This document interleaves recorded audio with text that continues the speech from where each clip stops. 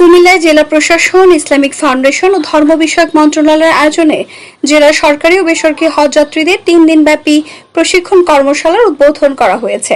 রবিবার 28 এপ্রিল সকালে জেলা শিল্পকলা একাডেমি মিলনায়তনে প্রধান অতিথি হিসেবে উপস্থিত থেকে প্রশিক্ষণ কর্মশালার উদ্বোধন করেন অতিরিক্ত জেলা প্রশাসক শিক্ষা ও আইসিটি ফাহমিদা মুস্তফা।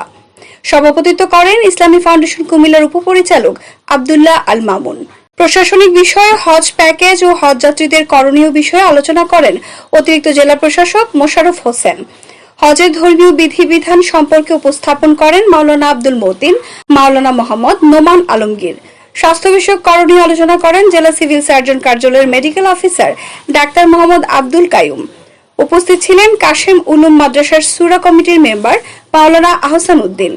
সঞ্চালনা করেন Islamic foundation field officer Masud Rana. প্রশিক্ষণ কর্মশালায় হজের নিয়ম কানুন, আবাসন, পরিবহন, চিকিৎসা, কুরবানি ইত্যাদি গুরুত্বপূর্ণ বিষয়গুলো অবহিত করা হয়। ব্যয় করতে হয়। এজন্য এই ইবাদতটার গুরুত্ব অত্যন্ত আল্লাহ দরবারে খুবই প্রিয় একটি ইবাদত এবং এটা কষ্টকর। যেই ইবাদতে কষ্ট বেশি সেই ইবাদতের সওয়াব ও ফজিলতও বেশি। এই কারণে এই হজের খুঁটিনাটি অনেক বিষয় আছে, এগুলো আমাদের জানা দরকার। যে কারণে আজকের এই প্রশিক্ষণের আয়োজন এবং দেশব্যাপী 64 জেলায় এভাবে প্রশিক্ষণ চলছে। এই 3 দিন ট্রেনিং শেষ করার পরে আপনি যেন নিজের প্রতি নিজের একটা আস্থার জায়গা তৈরি হয় যে না, আমি সুন্দরভাবে সহি সালামতে আমি হজের আমার যে নির্ধারিত কার্যক্রম, এই কার্যক্রমগুলো আমি সব শেষ করতে পারবো। সবাই সবার জন্য আমরা দোয়া করব।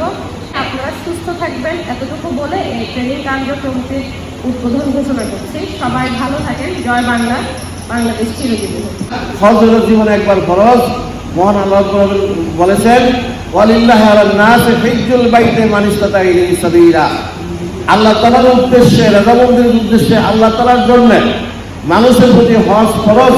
বাইতুল্লাহ শরীফ তাওয়াফ হজ করা ফরজ হলে মান ইসতাতা ইলাইহি সাবিলা, যারা রাস্তা অতিক্রম করার সক্ষম হবে। এখন যারা দৃষ্টিবিদ্ধ হয়ে গেছে, অসুস্থ হয়ে গেছে, চলাফেরার ক্ষমতা নাই, তাদের হজ ফরজ। আজকে থেকে পবিত্র হজ পালন শেষ হওয়া পর্যন্ত এমন কোন কাজ করব না যেই কাজে মহান আল্লাহ আপনার প্রতি নাখোশ হয়। এটা যদি আমি করতে পারি তাহলে আমি মোটামুটি ধরে নেব যে আল্লাহ আমার কাজে সন্তুষ্ট, কারণ আমি তো আল্লাহকে সন্তুষ্ট করার জন্য যাচ্ছি। একইভাবে আপনি পবিত্র মক্কা নগরীতে মদিনায় যে প্রতিজ্ঞা আল্লাহর কাছে করে আসবেন, মৃত্যু পর্যন্ত যাতে আল্লাহ আপনার সেই প্রতিজ্ঞা রাখার তৌফিক দান করে বলে আমিন।